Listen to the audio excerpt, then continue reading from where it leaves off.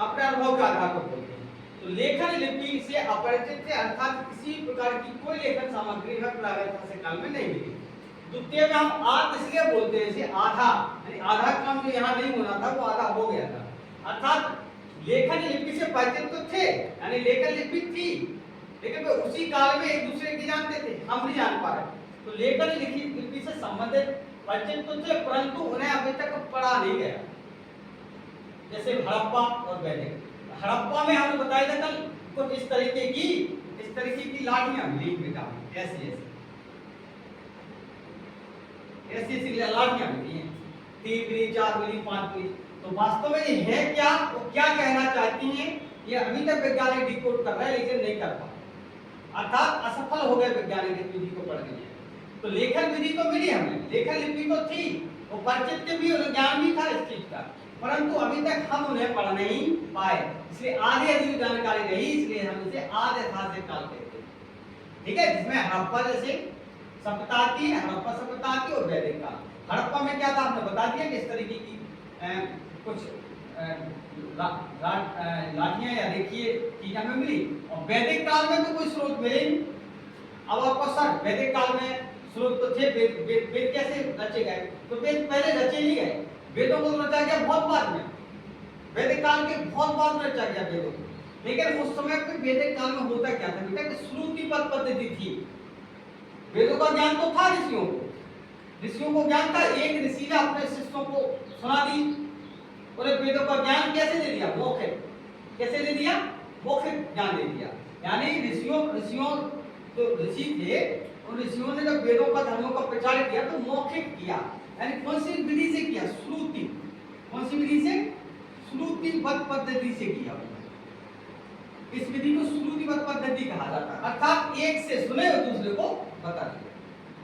इसलिए वैदिक काल को भी हम आधे ऐतिहासिक काल में रखते हैं, क्योंकि यहाँ भी हमें किसी प्रकार की कोई लिपि नहीं मिली। तो ये दो चीजें आपको याद रखना है आधे ऐतिहासिक काल में, हड़प्पा हो गई और वैदिक काल हो गया, ये दोनों ही चीजें आपको आधे ऐतिहासिक काल में रखनी पड़ेगी, क्योंकि यहाँ लेखन विधि से परिचित तो थे, परंतु हमने अभी तक पढ़ नहीं पाया।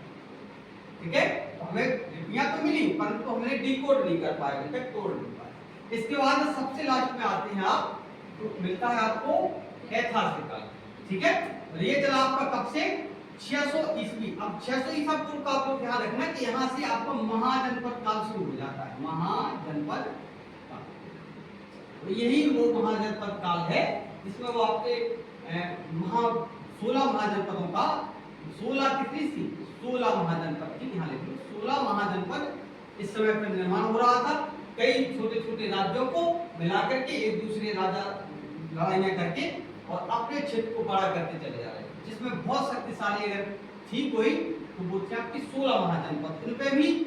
इनमें भी कुछ जनपदें ऐसी थी जो और भी पावरफुल थी, और जिनमें एक जनपद का आपको नाम पता ही है, जिसका नाम है मगध।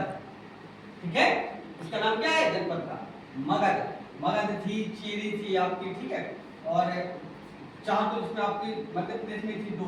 ठीक है, तो 600 ईसा पूर्व से वर्तमान तक जो भी समय गुजरा उसे हमने ऐतिहासिक काल में रखा, क्योंकि इस समय लिपि से परिचित भी थे और हम उन्हें पढ़ भी पाए।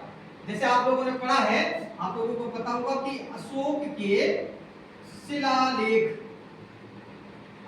जो शिलालेख हैं वो हम आराम से पढ़ सके। और जॉन प्रिंसिप नाम का कोई व्यक्ति था अंग्रेज, उसने सबसे पहले पढ़ा था अशोक के शिलालेख को। ठीक है, तो मतलब उन्हें उसमें कामयाबी मिली थी, हासिल की थी उन्हें पढ़ने में। तो इससे यह स्पष्ट हो गया कि लिपि तो थी, लिपि का लोगों को ज्ञान भी था, और हमने आखिरकार उस लिपि को पढ़ भी लिया और समझ भी लिया था, इसलिए हम इसे ऐतिहासिक काल कहते हैं। तो हमने केवल स्रोतों के आधार पर ही इतिहास का वर्गीकरण 3 भागों में किया है। जहां हमें स्रोत नहीं मिले या कोई लिपि का ज्ञान नहीं था, वहां हमने बना दिया प्रागैतिहासिक काल। अर्थात क्या हुआ कुछ नहीं पता, हम केवल अपने अनुभव के आधार पर यहाँ चर्चा करते हैं कि मानव की उत्पत्ति कैसे हुई होगी, या मनुष्य बंदर से कैसे बना होगा इंसान। तो हमने सब चीजें केवल अपने अनुभव के आधार पर पढ़ते हैं। लेखन से लोग अपरिचित थे, लेखन विधि से। आदि ऐतिहासिक काल में मिली तो है, लेकिन ऐसी विधियां मिली जिन्हें अभी तक हम पढ़ने में सक्षम नहीं हो पाए, इसलिए हमें आधी अधूरी जानकारी के साथ से आदि ऐतिहासिक काल पढ़ते हैं, जो 3000 ईसा पूर्व से 600 ईसा पूर्व तक गया। 600 ईसा पूर्व से आज तक जो हम पढ़ रहे हैं वो आप ऐतिहासिक काल पढ़ रहे हैं, ठीक है। अब हमने ऐतिहासिक काल को भी बेटा कई भागों में बांटा, ठीक है। वैसे हमारे हिसाब से सबसे महत्वपूर्ण काल आपके लिए यही रहेगा, तो सबसे ज्यादा सिलेबस में ये पूछा जाता है, सबसे ज्यादा, ठीक है।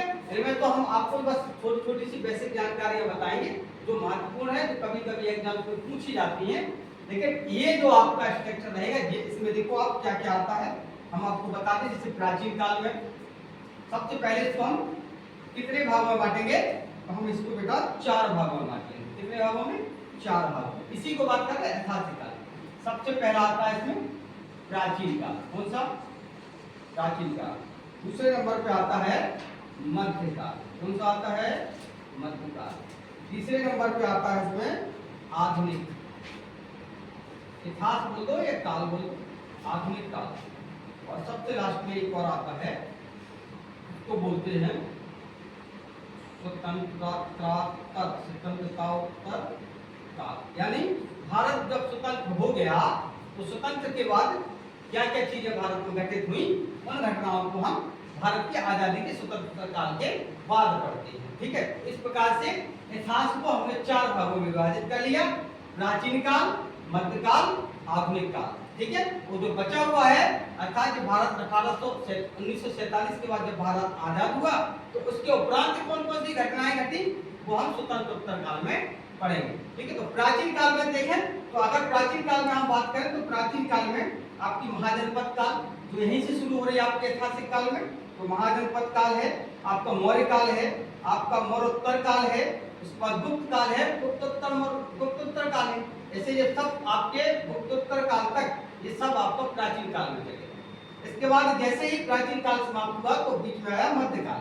तो मध्यकाल में आपने देखा जैसे अरब आक्रमण हुआ भारत में, तुर्कों का आक्रमण हुआ, इसी कारण महमूद गजनवी और मोहम्मद गौरी जैसे अफगान और तुर्कों के अरबों के आक्रमणकारी भारत में आक्रमण करते हैं, और धीरे धीरे यही आकर के कुतुबुद्दीन ऐबक वगैरह आकर के दिल्ली सल्तनत है, आपका दिल्ली सल्तनत और प्रांतीय राज्यों का उदय, मुगल काल, मराठा साम्राज्य, आपका सिख साम्राज्य की स्थापना, और आपकी जो है बुद्ध और जैन सिखों की धर्म प्रचार, यही सब आपको मध्यकाल में देखने के लिए मिलते हैं। तो हमें यहाँ मध्यकाल में ये पढ़ना है। आधुनिक काल में तो आपको पता है 1857 की क्रांति हो गई आपकी, है आपके जैसे अंग्रेज, मुगल काल के जैसे यहाँ मध्यकाल में मुगल खत्म समाप्त होता है, तो यहाँ आधुनिक काल में मुगल काल के समय पीरियड में ही अंग्रेजों का भारत में आगमन हो जाता है। विदेशी कंपनियां आती है भारत में, आती है व्यापार करने के लिए, जिसमें एक ब्रिटिश ईस्ट इंडिया नाम की कंपनी जो है भारत में कई सालों तक राज्य करती है, जिस सब आपका इसी में आएगा। और 1857 की क्रांति भी आएगी, और सुधार आंदोलन भी इसमें बहुत सारे आते हैं, और जो राष्ट्रीय आंदोलन हुए वो भी आपके आधुनिक काल में आ जाते हैं। शेष जो 1947 के बाद बचे वो आपके काल में आ जाएंगे, स्वतंत्रता काल में। तो ये डिवाइडेशन समझ में आ गया था, सच सच बताना, अगर समझ में नहीं आया हो तो अभी पूछ लो, कोई दिक्कत है?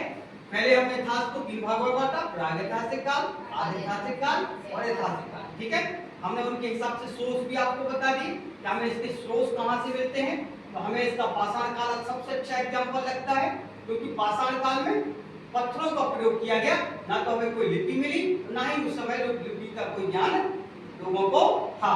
आधैतिहासिक काल में 3000 ईसा पूर्व से 6000, हड़प्पा और वैदिक इसके सबसे अच्छे स्रोत हैं, एग्जाम्पल हैं, क्योंकि यहाँ लेखन संबंधी लिपि का ज्ञान तो था लोगों को, लेकिन हम इसे पढ़ने में अक्षम रहे, सक्षम नहीं रहे, अक्षम रहे। और फिर आते हैं आपके 600 ईसा पूर्व से, यानी महाजनपद काल से आपका शुरू होता है, ये आपका वर्तमान है। और इसी में ऐतिहासिक काल में भी हमने इसको 4 भागों में बांट दिया, प्राचीन काल, ऐतिहासिक, प्राचीन ऐतिहासिक काल, मध्य ऐतिहासिक काल और आधुनिक ऐतिहासिक काल, ठीक है। ये 3 भागों में हमने इसे बांटा। तो ये वाला तो